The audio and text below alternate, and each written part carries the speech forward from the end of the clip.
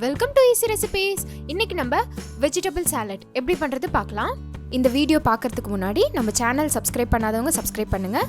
அப்படியே பக்கத்தில் இருக்க பெல் ஐக்கானை கிளிக் பண்ணுங்கள். வாங்க எப்படி செய்கிறது பார்க்கலாம். அதுக்கு ஃபஸ்ட்டு ஒரு பவுல் வச்சுக்கோங்க. அந்த பவுலில் நம்ம முதல்ல வெள்ளரிக்காய் சேர்த்துடலாம்.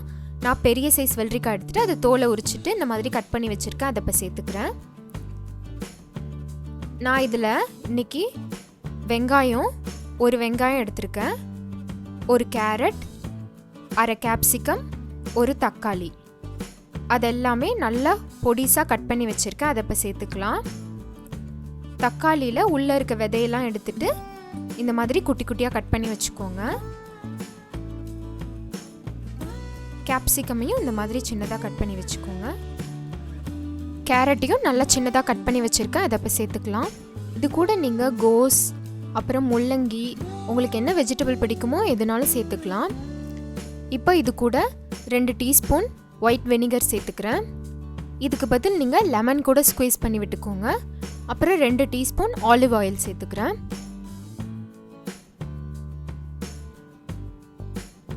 இதுக்கு தேவையான அளவு உப்பு, அப்புறம் கொஞ்சமாக பெப்பர் சேர்த்துட்டு நல்லா மிக்ஸ் பண்ணிவிடுங்க. அவ்வளோதான், ரெடி ஆகிடுச்சு நம்மளோட சூப்பரான வெஜிடபிள் சாலட்.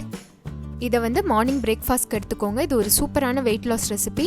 இதோட டேஸ்ட் ரொம்ப நல்லாயிருக்கும். கண்டிப்பாக ட்ரை பண்ணி பாருங்கள். இந்த வீடியோ உங்களுக்கு பிடிச்சிருந்தா லைக் பண்ணுங்கள், ஷேர் பண்ணுங்கள். அப்படியே ஈஸி ரெசிபீஸ்க்கு சப்ஸ்கிரைப் பண்ணுங்கள். தேங்க்யூ.